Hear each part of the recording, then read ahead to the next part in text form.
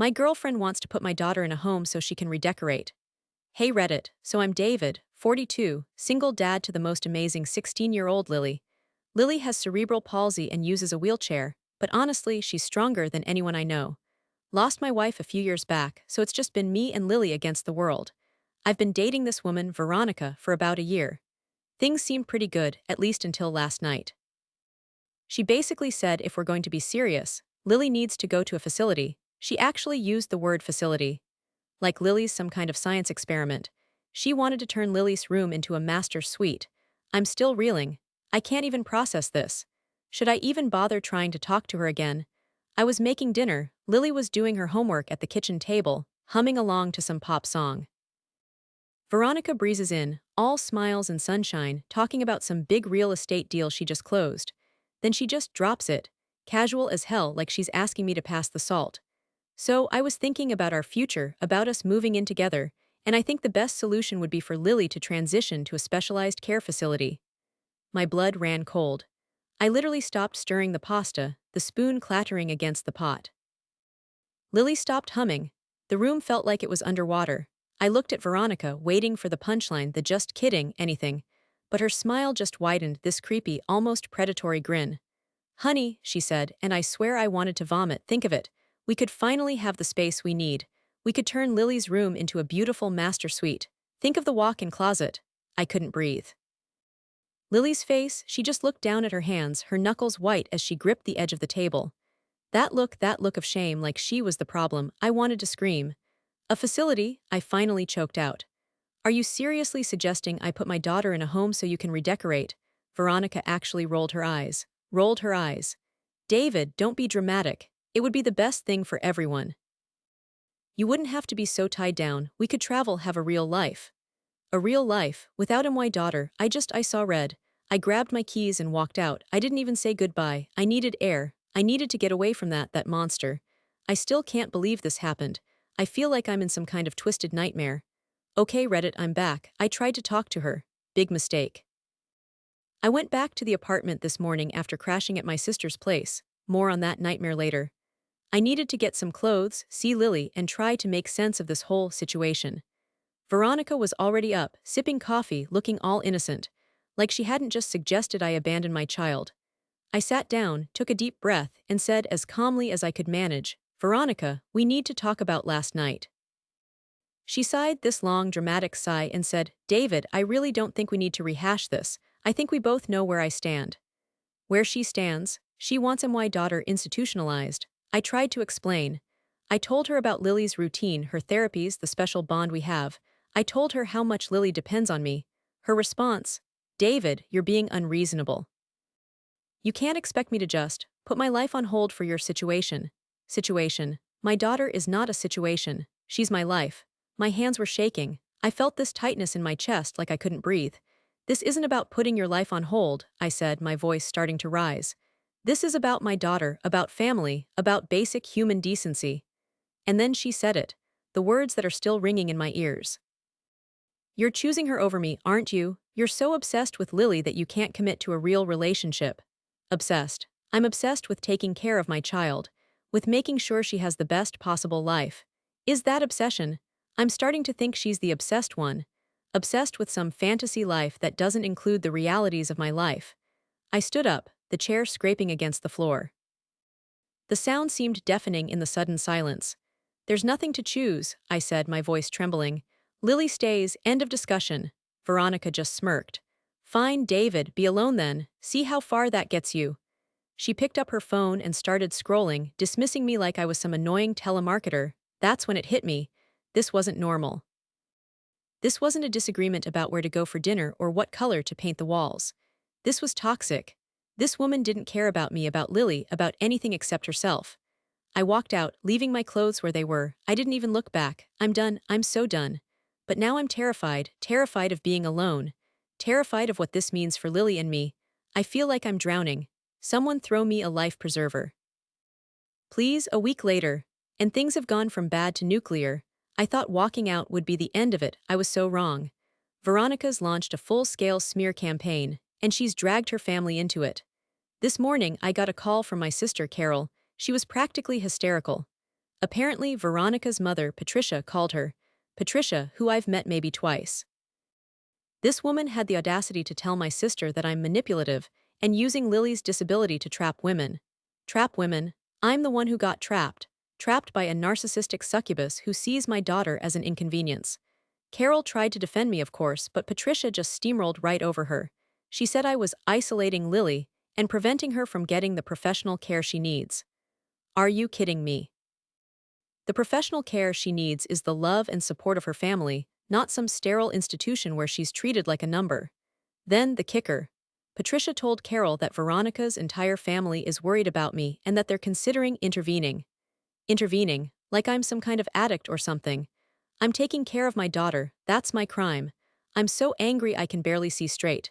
This is beyond messed up. This is affecting everything. I can barely sleep. I'm snapping at Lily, which I feel horrible about. Work is a blur. I keep expecting clients to ask me about the rumors. I feel like I'm constantly looking over my shoulder. I called Veronica. I know, stupid move, but I had to say something. What the hell is your mother doing? I yelled. Calling my sister, spreading lies about me. Her response, ice cold. My family is just concerned about Lily, David. About you need help. Help, I need her to back off and leave us alone. This isn't just about Veronica anymore. This is about protecting Lily from these vultures. I have to do something, I'm not sure what yet, but I can't let them win. I won't let them make Lily feel like a burden. I won't let them tear us apart. This is war. I was at a networking event, trying to pretend I was functioning like a normal human being. I saw Sarah across the room, another architect, single mom. Her son has autism, so we'd bonded a bit over the joys and challenges of parenting kids with special needs. I hadn't told anyone about the Veronica situation, too ashamed, too embarrassed. But seeing Sarah, I needed to talk to someone. I went over, grabbed a drink, and just blurted it out. Sarah, you won't believe what's happening with my ex-girlfriend. I stumbled through the whole story, the facility comment, the master suite, the passive-aggressive jabs, and now the family intervention threat. I felt like a crazy person just saying it out loud. Sarah's jaw literally dropped. She said, what, a facility? Is this woman insane? She listened, her eyes wide with disbelief, occasionally interjecting with a no way or a you're kidding me. When I finished, she just shook her head. David, she said, her voice soft but firm, this is not about you. This is about her insecurities, her inability to handle anything outside of her perfect little bubble. I looked at her, confused. What do you mean? Look, she said, I've been there, people judge. They whisper, they make assumptions. They think they know what's best for your child, for your family, but they don't. They have no idea what it's like to walk in our shoes. She took a deep breath. Veronica isn't equipped to handle the complexities of your life. She wants a picture-perfect family, a Ken and Barbie doll setup, and Lily doesn't fit that image. So instead of dealing with her own discomfort, she's trying to make you the problem. It was like a lightning bolt. Sarah was right. It wasn't about me failing as a partner. It was about Veronica failing as a human being. Tears welled up in my eyes. I feel like I'm losing my mind, I whispered. Like I'm doing something wrong. Sarah reached across the table and squeezed my hand. You're not doing anything wrong, David. You're being an amazing father, you're protecting your daughter, and anyone who can't see that, they don't deserve to be in your life. That's when it hit me. I wasn't crazy, I wasn't selfish. I was doing what any loving parent would do, and that realization was the turning point. It gave me the strength to fight back, to protect Lily no matter the cost. I was at Lily's school, waiting to pick her up after her after-school program. I overheard Veronica's voice, sharp and brittle, cutting through the general chatter of parents and kids. I saw her huddled with a group of other moms, including a few I knew from the neighborhood. Curiosity and a growing sense of unease drew me closer. I couldn't believe what I was hearing. Veronica was talking about Lily, about me. She was painting this picture of me as some kind of martyr, exaggerating Lily's condition for attention and sympathy. She was saying things like, oh, you know David, he loves playing the poor single dad card. Lily's not that disabled. He just uses her to get out of social events and guilt people into helping him. My blood went ice cold. The other moms were nodding, murmuring their agreement. One of them, Susan, whose daughter is in Lily's class, actually said, yeah, I've noticed that. He always seems to make it about Lily. Make it about Lily, she's my daughter, my life, and my responsibility. Then Veronica lowered her voice, leaning in conspiratorially. Honestly, I think he likes being the sole caregiver. It gives him all this control. He's practically obsessed with her. Obsessed. Again with the obsessed. It's like a broken record. That's when something inside me snapped. I felt this wave of rage wash over me, so intense I thought I might actually pass out. My hands started shaking, my heart pounding in my chest like a drum. The world seemed to tunnel, all sound fading away except for Veronica's venomous whispers. This wasn't just about her wanting a master suite anymore.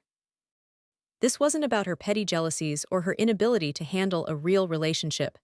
This was about something far more sinister. She was trying to destroy my reputation. She was trying to undermine my relationship with my daughter. She was trying to paint me as the villain. In that moment, everything changed.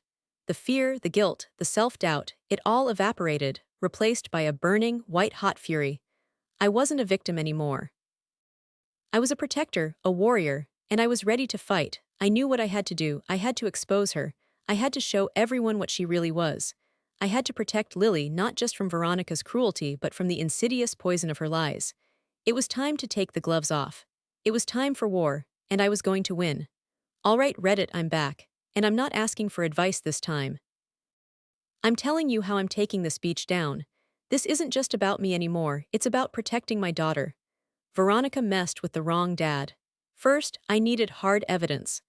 I started screenshotting every text, every email, anything even remotely related to her concerns about Lily, her suggestions for a facility, her passive-aggressive digs about my obsession. I even dug through old messages, finding that sickly sweet tone she used when we first started dating, juxtaposed with the venom she's been spewing lately. The contrast is chilling. Then I reached out to Sarah, my guardian angel, honestly. I told her what I'd overheard, the smear campaign, the whole 9 yards. She was furious. David, she said, we need to document this. Get witness statements. Anyone who heard Veronica talking trash needs to put it in writing. Genius. I started making calls. I talked to parents from Lily's school, other people who'd been at events where Veronica had been running her mouth. Some were hesitant at first, worried about getting involved. But when I told them the extent of her lies, about the facility and the manipulation accusations, they were horrified. Most of them had kids with special needs themselves. They knew how damaging these kinds of rumors could be. They agreed to write statements detailing what they'd heard. Boom. I also consulted a lawyer, just a preliminary consultation, but it was crucial. He told me about defamation, libel, slander, all the legal jargon. He said I had a strong case, especially with the text messages and witness statements. Knowing I had legal options, even if I didn't end up using them, was huge. It gave me a sense of power, of control. Next, the strategy. I decided to host a backyard barbecue, casual, low-key. I invited all our mutual friends, her family, MY family, everyone. Veronica too, of course. I needed an audience. I needed witnesses. The mental and emotional prep has been the hardest. I've been a wreck. Sleepless nights, barely eating. But Sarah has been amazing. She's been my rock. She keeps reminding me that I'm doing the right thing, that I'm protecting Lily, and that's what matters. I've also been practicing what I'm going to say. I want to be calm, collected, factual. No yelling, no accusations, just the cold, hard truth.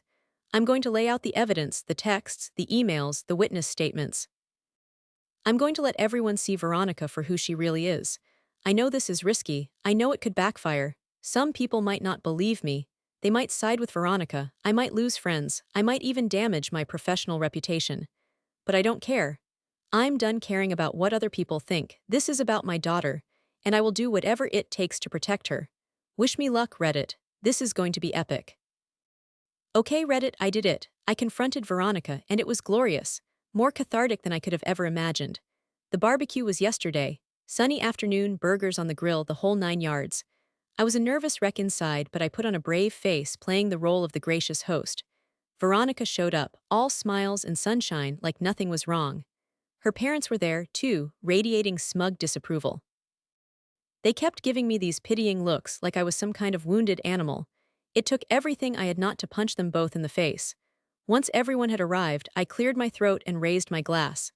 I'd like to propose a toast, I said, my voice surprisingly steady, to honesty, and to the courage to speak truth to power. Veronica actually clinked glasses with me, a smirk playing on her lips. She had no idea what was coming.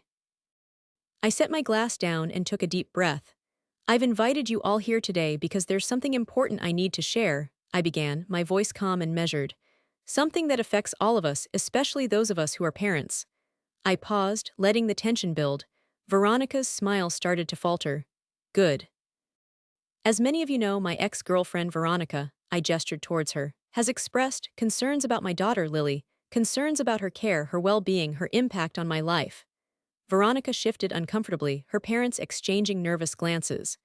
In fact, I continued, my voice hardening slightly, Veronica suggested that Lily be moved to a specialized care facility. A facility, as she so eloquently put it. So that we could have more space, so that her room could be converted into a master suite. A ripple of shock went through the crowd. Gasps, murmurs, whispers, Veronica's face went white. David, this isn't fair, she hissed. You're twisting things. Am I asked, raising an eyebrow. Perhaps these text messages will refresh your memory. I held up my phone, displaying a screenshot of Veronica's infamous facility text. The one where she talked about the walk-in closet. I projected it onto the large screen I'd conveniently set up near the grill. The silence was deafening. Then, the emails. The passive-aggressive comments about Lily's medical expenses, the veiled criticisms of my parenting, all projected for everyone to see. And then, I continued, my voice rising slightly, there's the smear campaign. The rumors Veronica has been spreading about me. About Lily, claiming that I exaggerate her condition for attention, that I'm obsessed with her, that I'm preventing her from getting proper care. I turned to Sarah, who stood beside me, a pillar of strength. Sarah, I said, would you mind sharing what you overheard at the networking event last week? Sarah stepped forward, her voice clear and strong. She recounted Veronica's words, the accusations, the blatant lies. Then one by one, other parents came forward, corroborating Sarah's account, sharing their own experiences with Veronica's toxic gossip. The turning point came when I shared a story about Lily, about her struggles, her triumphs, her unwavering spirit, about the unconditional love we share. My voice cracked, tears welling up in my eyes. Lily is not a burden, I said, my voice thick with emotion. She's a gift, she's my daughter. And I will protect her from anyone who tries to diminish her, to devalue her, to take her away from me. The atmosphere shifted. The air crackled with outrage. People were staring at Veronica and her parents with open disgust. Even some of her closest friends looked shaken, betrayed. Veronica's mother, Patricia, sputtered, "We were just concerned, we were trying to help." Help, I laughed, a harsh, bitter sound. By suggesting I abandon my child, by spreading lies and tearing our family apart, that's your idea of help. Veronica just sat there, stunned, defeated. The smirk was gone, replaced by a look of sheer panic. Her carefully constructed facade had crumbled. And I, the wounded animal, had finally bared my teeth. The party dispersed quickly after that. People came up to me, offering their support, their apologies. Some even admitted to believing Veronica's lies. They apologized for doubting me, for judging me. Veronica and her parents slunk away, humiliated, ostracized. They left without a word. Good riddance. I won't lie, Reddit, it's been a rough few days. The fallout has been intense, but I feel lighter, stronger. I've shed the guilt, the self-doubt. I've found my voice. And I've learned that sometimes, the greatest act of love is to fight like hell for the people you care about, even if it means burning everything to the ground. Lily, she's my hero, she's been so brave through all of this, we're closer than ever. And that's all that matters. Thanks for listening, Reddit, thanks for being there. You guys are the real MVPs. Now, if you'll excuse me, I'm going to go hug my daughter. It's been a few months since the barbecue blow-up, and things have settled. It's a weird mix of good and bad, honestly, like a bittersweet cocktail. The immediate aftermath was chaos. Veronica vanished pretty much overnight. Heard she lost a few big real estate clients and some of her friends dropped her faster than a hot potato. Honestly, I don't care what happened to her. She's not my problem anymore. Karma's a bitch, ain't it? My sister Carol has been amazing. She was furious with Patricia, Veronica's mom, and basically told her to never contact our family again. My parents were a little more hesitant. They kept saying things like, "Are you sure you did the right thing, David? Couldn't you have handled it more discreetly?" They came around eventually, though. They saw how much Lily and I needed their support. Some of our mutual friends were awkward. A few sided with Veronica, which was a huge disappointment. I lost a couple of what I thought were close friendships. It stings, but honestly, I'm better off without people who don't believe me or support my daughter. Quality over quantity, right? The biggest surprise, the outpouring of support from people I barely knew. parents from Lily's school colleagues, even some neighbors I'd only waved to in passing. They reached out, offering words of encouragement, sharing their own stories of dealing with judgment and prejudice. It was humbling. It made me realize I wasn't alone. One of the best things to come out of this whole mess, I joined a support group for parents of kids with disabilities. Game changer.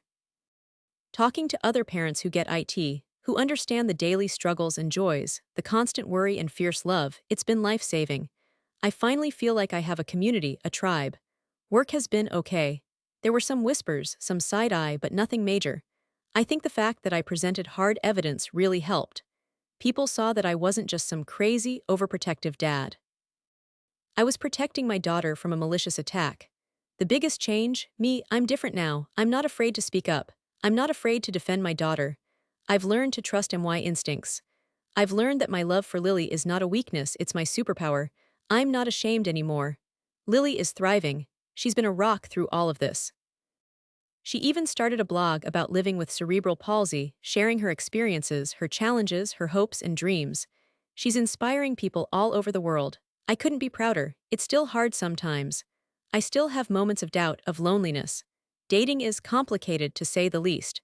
Explaining this whole saga to potential partners is daunting. But I'm not giving up. I know there are good people out there.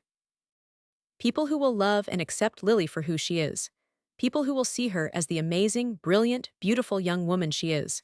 So Reddit, that's my update. It's been a wild ride, a roller coaster of emotions, but I'm still standing. And I'm ready for whatever comes next. What do you guys think? Any similar experiences? Any advice for navigating the dating world as a single parent of a child with disabilities? Let me know.